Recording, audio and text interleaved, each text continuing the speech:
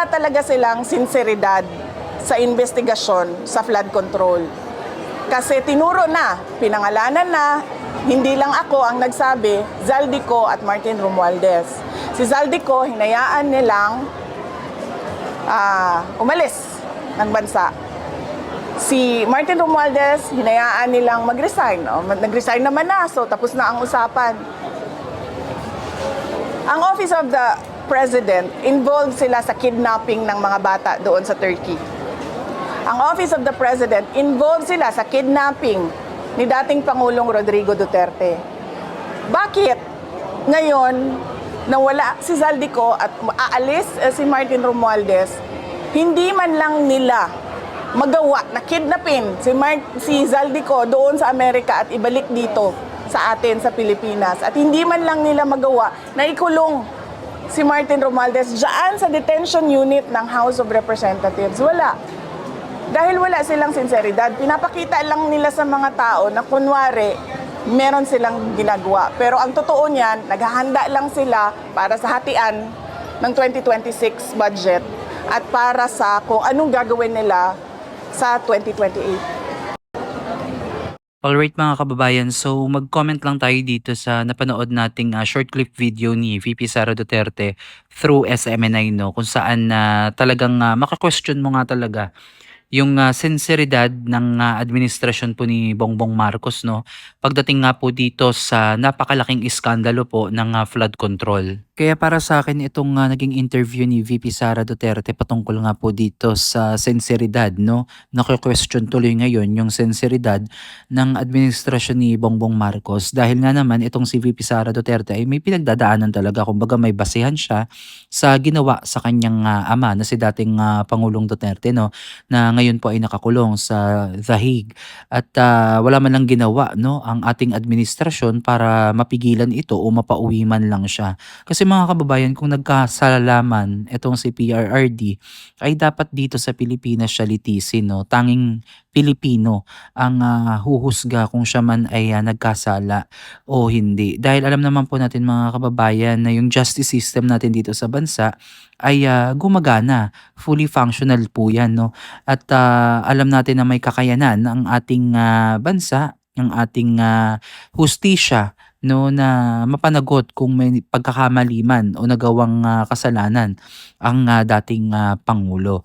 At regarding naman po dito mga kababayan sa flood control scandal, na talaga namang naling talaga ng bonggang-bongga ang pangalan po ni Zaldico, ni former House Speaker Martin Romualdez, at ngayon nga inadadawit nga din ang Malacanang, ang Pangulo, no, sa mga insertion na yan.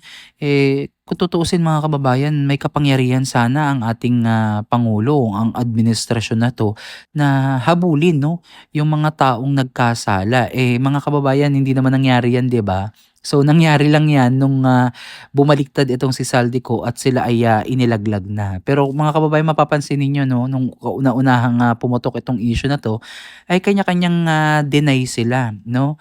At hanggang sa nag-resign na yung isa, si former House Speaker Martin Romualdez, dahil daw sa para mabigyan pa ng kumbaga delikadesa, 'di ba? Na ganun yung mga nangyayari. Ang dami na nag-resign, no? Ang dami nang umalis sa kanilang mga pwesto at pinalabas lang na parang ano lang, delikadesa, out of delikadesa, 'di ba? Dito na nga lang po sa dating executive secretary o yung ES na si Bersamin, no, na sinabi ni Auntie Claire na nag-resign daw pero hindi naman pala siya nag-resign. So ang daming ang daming iba-iba yung mga naratibo, iba-iba yung mga statement na naririnig natin doon sa sinasabi mismo ng Malacanang. Kaya nagkakaroon tayo ng problema, no, para paniwalaan itong administrasyon ni Bongbong Marcos. At sa kabilaang nangyayaring rally nga mga kababayan, ay talagang nagpapakita, no, na ang issue talaga ay hindi nawawala, hindi namamatay kahit na ano pa yung mga propaganda na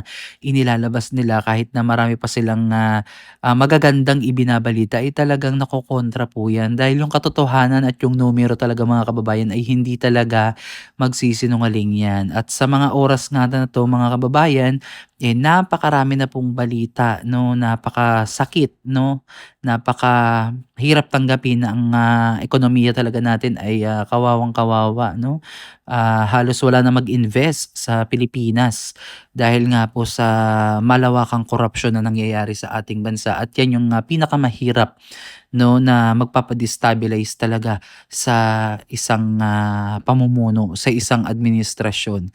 Ito yung tunay na magde-destabilize talaga at, alam niyo kung bakit, dahil once na mawalan po talaga ng tiwala ang taong bayan sa namumuno, eh, talagang mahihirapan na po silang i-implement pa yung mga gusto nilang, mangyari para sa ating bansa. At imagine mga kababayan, 2028 pa. So, isipin na lang natin na may 2 taon pa mahigit ang, administrasyon ng Marcos. Pero mga kababayan, napakalabo na 'no, na yung sinasabi nila na ibabalik daw nila yung dating tiwala ng mamamayang Pilipino. Well, mga kababayan, napakahirap na pong i-earn 'yan dahil napakarami na pong nangyari, kagaya po ng flood control ngayon na imagine ninyo yung paghihintay natin 'no, napakatagal nating naghintay pero ang mga nakulong, mga hindi natin kilala at yung mga, nasa isip natin 'no, yung mga pinagsususpetsahan natin na makukulong, eh, wala naman sa mga nahuli o mga nakakulong ngayon. Kaya,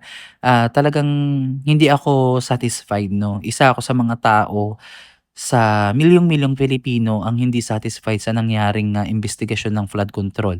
Imagine ninyo yung may ICI pa mga kababayan na pero ang hirap 'no, parang, paliko-liko, paiba-iba. Saan ka nakakita na nag-iimbestiga ng, secret lang 'no, closed door. Dapat 'yan ay, naka-livestream 'no, napapakinggan natin, naririnig natin at nakikita natin kung sino-sino yung mga inimbitahan diyan at kung ano-ano yung mga sinasabi nila. 'No, dahil deserve natin na malaman 'yan, eh, na taong bayan dahil yung perang kinamkam nila ay pera ng taong bayan 'yan.